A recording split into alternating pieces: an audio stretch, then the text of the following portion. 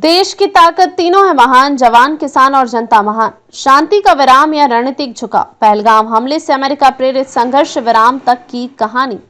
भारत पाक टकराव, अमेरिकी हस्तक्षेप, घरेलू राजनीति और 1971 की यादें। जानिए 18 दिनों के भीतर की पूरी कहानी। एक और पहलगाम, एक और पराक्रम। 22 अप्रैल 2025 की भूमिका। 22 अप्रैल को जम्मू कश्मीर के पहलगाम में हुए आतंकवादी हमले ने देश को झकझोर दिया। 18 भारतीय सैनिकों की शहादत के बाद राष्ट्र में आक्रोश फैल गया और सरकार पर कार्रवाई का दबाव बन गया। इसके बाद भारत ने सीमा पार आतंकी ठिकानों पर लक्षित सैन्य कार्रवाई की और लगभग 2 हफ्तों तक नियंत्रण रेखा एलओसी पर तनाव और जवाबी हमले चलते रहे। सरकार का रुख। 3 दिन में दुश्मन को सिखाया सबक।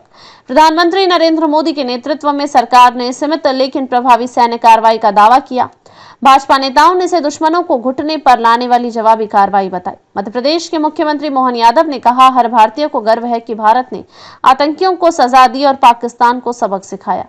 जदयू के प्रवक्ता राजीव रंजन बोले, पाकिस्तान को ऐसा पाठ पढ़ाया गया है जो वह भूल नहीं पाएगा। प्रधानमंत्री नरेंद्र मोदी की चुप्पी रणनीतिक बताई गई, लेकिन इस बीच अमेरिकी राष्ट्रपति डोनाल्ड ट्रंप ने संघर्ष विराम की घोषणा कर राजनीतिक भूचाल खड़ा कर दिया। विपक्ष की प्रतिक्रिया। अमेरिका की भूमिका और सरकार की पारदर्शिता पर सवाल। कांग्रेस का हमला। मनीष तिवारी, पूर्व मंत्री, संघर्ष विराम में तटस्थ स्थल पर वार्ता की बात सीधे तौर पर अमेरिका की मध्यस्थता दर्शाती है। क्या 1972 का शिमला समझौता अब खत्म मान लिया गया है? अभिषेक मनु सिंघवी, 3 दिन की कार्रवाई के बाद युद्ध विराम क्यों? क्या हमने वह संदेश अधूरा छोड़ दिया जो पाकिस्तान को मिलना था? जयराम रमेश ने कहा, अब जरूरी हो गया है कि प्रधानमंत्री तुरंत एक अखिल पक्षीय बैठक बुलाएं और संसद का विशेष सत्र आयोजित करें। अन्य विपक्षी दलों की प्रतिक्रिया। तेजस्वी यादव ने कहा, सरकार को घटनाक्रम की तिथिवार जानकारी देनी चाहिए, पहलगाम से संघर्ष विराम तक। मनोज झा आरजेडी ने कहा, यह सुनकर असहज हूं कि संघर्ष विराम की घोषणा ट्रंप ने की, ना कि हमारे प्रधानमंत्री ने। असदुद्दीन ओवैसी, एआईएमआईएम के नेता, हमेशा की तरह पाकिस्तान की जमीन का इस्तेमाल आतंक के लिए हो रहा है। हर संघर्ष विराम की घोषणा विदेश से क्यों?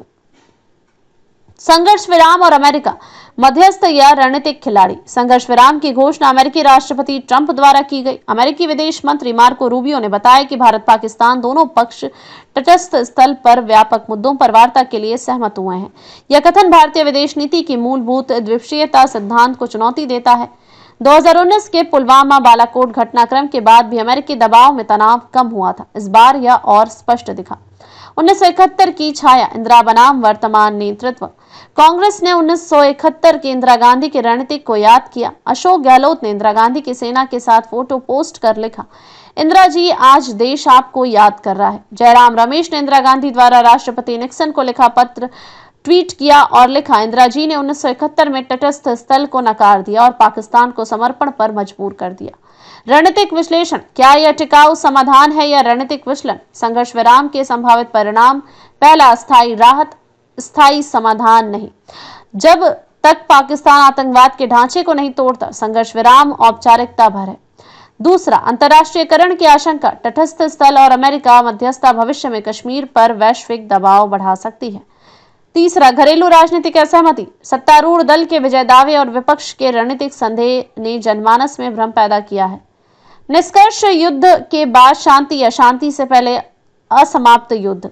भारत ने सैनिक पराक्रम दिखाया, लेकिन कूटनीतिक मोर्चे पर क्या यह पीछे हटना था या परिपक्वता का परिचय? संघर्ष विराम की घोषणा यदि वॉशिंगटन से होती है तो क्या कूटनीति में स्वायत्तता बची रह जाती है? क्या यह शांति टिकेगी या अगला पहलगाम फिर किसी नई जवाबी कार्रवाई को मजबूर करेगा? आगे की मांगे। संसद का विशेष सत्र बुलाकर विस्तृत जानकारी दी जाए। अंतर्राष्ट्रीय मंच पर भारत की द्विपक्षीय नीति को दोहराया जाए।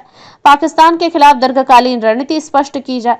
यह रिपोर्ट राष्ट्र कूटनीति और राजनीति के त्रिकोण पर आधारित है, जहां हर कोण से देखने पर एक नया पक्ष उभरता है। अधिक अपडेट के लिए लाइक, शेयर और सब्सक्राइब करना ना भूलें।